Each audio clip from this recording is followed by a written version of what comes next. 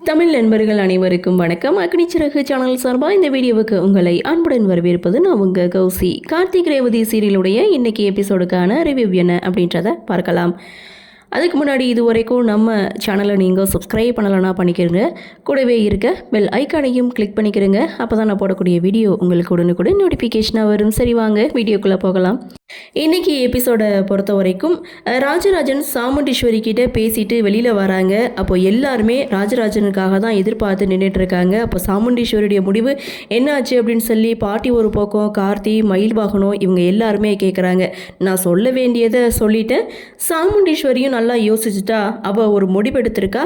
அவள் என்ன முடிவெடுத்தாலும் அது சரியாக தான் இருக்குன்னு ராஜராஜன் சொல்ல, இந்த கல்யாணத்தை தடுத்து நிறுத்துவாங்களா மாட்டாங்களா அதை சொல்லுங்கன்னு மயில் வாகனம் ஒரு பக்கம் நினைக்க, அந்த கடவுள் இருக்கான் கடைசி நேரத்தில் ஏதாவது சொல்லி கல்யாணத்தை நிறுத்துவான் அப்படின்னு சொல்லி இவங்களுடைய கன்வர்சேஷனை முடிக்கிறாங்க.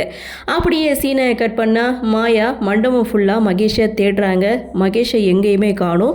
இங்கே மணமேடையில் வந்து மாப்பிள்ளையை காணும் அப்படின்னு சொல்ல ஈஸ்வரி கோவப்படுறாங்க. அப்படி தான் நிச்சயதார்த்தத்தில் மாப்பிள்ளையை காணும்னு சொல்லிட்டு காணாமல் போயிட்டான். இப்போ கல்யாணத்துலேயும் காணும்னு சொல்லிட்டு வந்து நின்றுட்டு இருக்கீங்க, என்ன நினச்சிட்டு இருக்கீங்க அப்படின்னு சொல்ல, எனக்கு என்னவோ சந்தேகமாக இருக்குன்னு மாயா ஒரு பக்கம் சொல்ல, மாப்பிள்ளையை கடத்தினது யாருன்னு எனக்கு தெரியும் அப்படின்னு சொல்லி சாமுண்டீஸ்வரி சிவனாண்டியை விசாரிக்கிறாங்க. நீ தான் மாப்பிள்ளையை கடத்திருக்கணும், எங்கே வச்சிருக்க சொல்லுன்னு சொல்லி விசாரிக்கும் போது எனக்கும் அதுக்கும் எந்த ஒரு சம்மந்தமும் கிடையாதுன்னு சிவனாண்டி ஒரு பக்கம் சொல்ல, எனக்கு நல்லாவே தெரியும் நீ தான் மாப்பிள்ளையை கடத்திருப்பான்னு சாமுண்டீஸ்வரி ஒரு பக்கம் சொல்ல, இருங்கம்மா மாப்பிள்ளையை கடத்தினது யாருன்னு எனக்கு தெரியணும் ரேவதி எழுந்து நிற்க, உனக்கு தெரியுமா யார் அதுன்னு ஈஸ்வரியும் கேட்க, அந்த இடத்துல ரேவதி ஒரு ட்விஸ்ட் கொடுக்குறாங்க.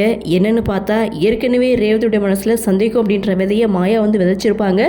அது இப்போது முளைச்சு துளிர் விட ஆரம்பிக்குது. அதுதாங்க இந்த இடத்துல ரேவதி கொடுக்கக்கூடிய ஒரு ட்விஸ்ட்டு. ராஜா தான் மகேஷை கடத்திருக்கணும் அப்படின்னு சொல்ல, அதை சாமுண்டீஸ்வரி நம்பலை. கண்டிப்பாக ராஜா இந்த வேலையை செய்திருக்க மாட்டான், அவன் மேலே எனக்கு முழு நம்பிக்கை இருக்குன்னு சாமுண்டீஸ்வரி ஒரு பக்கம் சொல்ல, இங்கே சந்திரா, மாயா இவங்க எல்லாருமே ராஜாவை தான் கை காட்டுறாங்க. சரி, சந்தேகம்னு நான் ஆயிடுச்சு, போலீஸை வர வைக்கலாம், விசாரிக்க சொல்லலாம், அடிக்க வேண்டிய விதத்தில் அடித்து விசாரிக்க வேண்டிய விதத்தில் விசாரித்தோம்னா உண்மை தானாக வெளியில் வரும்னு மாயா ஒரு பக்கம் சொல்ல, அதே மாதிரி சாமுண்டீஸ்வரியும் போலீஸுக்கு கால் பண்ணி சொல்கிறாங்க. இன்னொரு பக்கம் 2 ரவுடிங்க மகேஷை கடத்தி கட்டி போடுறாங்க. அவர் வாயில் துணியையும் வச்சு அமுக்கிறாங்க. அந்த நேரத்தில் ரவுடிக்கு ஒரு ஃபோன் வருது. ஸோ இங்கே பார்த்தீங்கன்னா சாமுண்டீஸ்வரி தான் கால் பண்ணுறாங்க. என்ன பக்காவாக முடிச்சிட்டிங்களா அப்படின்னு சொல்ல, பக்காவாக கடத்திட்டோம், என்ன பண்ணணும்னு மட்டும் சொல்லுங்கள் அப்படின்னு சொல்ல, அவனை தப்பிக்க விடாமல் பார்த்துக்கிறங்கன்னு சொல்லி ஃபோனை கட் பண்ணுறாங்க.